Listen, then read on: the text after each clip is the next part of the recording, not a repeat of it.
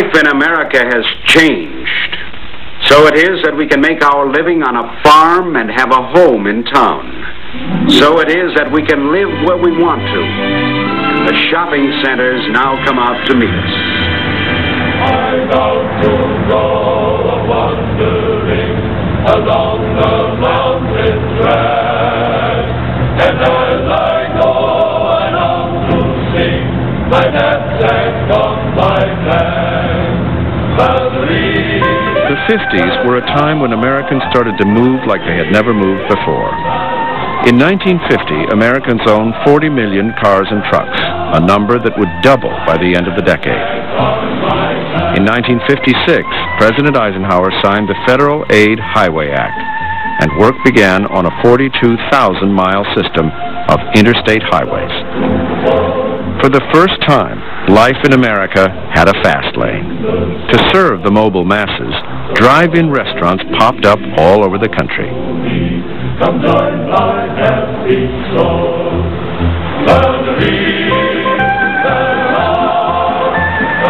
Entrepreneurs were quick to come up with gimmicks to turn fast food into fast profits.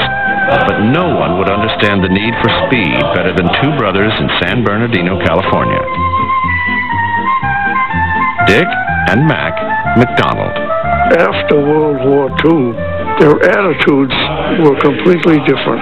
They were impatient, and we were beginning to get many complaints how slow the service was. We decided if the customer wants fast service, we're going to give them fast service. The brothers slashed their menu from 25 items to focus on 3: hamburgers, fries, and milkshakes. They boasted that you could get served not in 20 minutes, but in 20 seconds. They made the decision. A hamburger or a cheeseburger. They pre-selected the condiments, a dab of ketchup, a dab of mustard, a touch of onion, a little pickle, the roll. Bingo, that's done. You don't get a choice. You get French fries, and you can get a shake.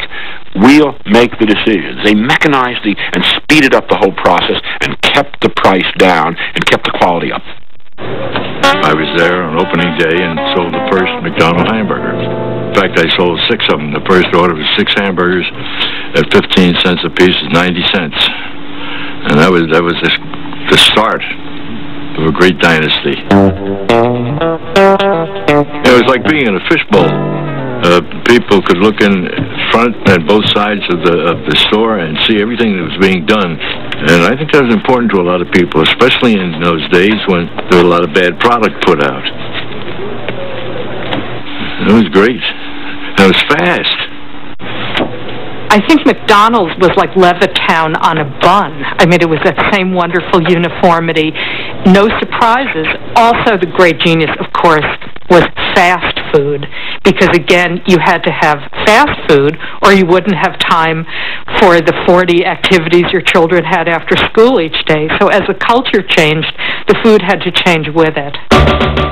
By the early 50s, Dick and Mac's little hamburger stand was showing an annual profit of $200,000. The brothers decided to sell their first franchise to Phoenix businessman Neil Fox. When we started the franchise, we had no intention of anybody using the name. What we were going to sell them was a building layout, an equipment layout. They wouldn't have to worry about getting a contractor to design this and that. But we had no intention of them using our name, primarily because our name meant nothing, outside of San Bernardino. But for some reason, Neil Fox wanted to use the name. See, he says, the name would be Lucky. See, and we tried to talk him out of it. We said, oh, forget it, Neil. Nobody in Phoenix ever heard of McDonald's. Well, he said, and he kept after us. So one day my brother said, listen, Neil's such a good egg. He says, if he wants to use the name, so what? The invention of the Golden Arches was Dick's idea. One architect called them a bad dream. Another agreed to include them in his blueprints only after McDonald's agreed not to divulge the architect's identity. With the addition of more franchises, the success of the McDonald's drive-ins caught the eye of one of their suppliers. a milkshake machine salesman known as Mr. Multimixer, Ray Kroc. One day I'm sitting in my office as the fellow came in. He says, had a high voice. He said, "Hi, my name is Ray Kroc." He said, "I can't understand it. No matter where I get, the line is still out to the street." He said, "Do people stand in line like that to get a milkshake and a hamburger?" And I says, "That's it." He says, "Well, how long will those lines continue?" And I says, "Till we close down tonight." He could not believe it. When I saw the McDonald brothers, I envisioned selling hundreds of Multimixers and getting a profit on the Multimixer. And that's all I thought about right then. Ray Kroc finally did see a future in hamburgers. He became McDonald's franchise agent and set about fine-tuning the fast food formula. Production control begins with the very first batch of 12 hamburgers. One top are put on first and covered with a bun board, followed by bun bottom.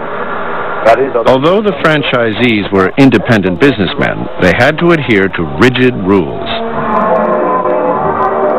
Uh-oh, let's get those hamburger patties over.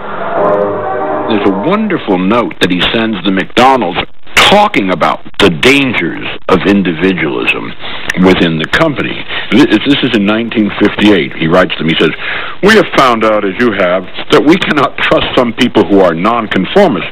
We will make conformists out of them in a hurry. Even personal friends who we know have the best of intentions may not conform. They have a difference of opinion as to various processing and certain qualities of product. You cannot give them an inch. The organization cannot trust the individual. The individual must trust the organization, or he shouldn't go into this kind of business." Don't cross Ray Kroc. Well, Ray was fastidious and very well manicured, and he expected this of everyone who was involved with him in the company.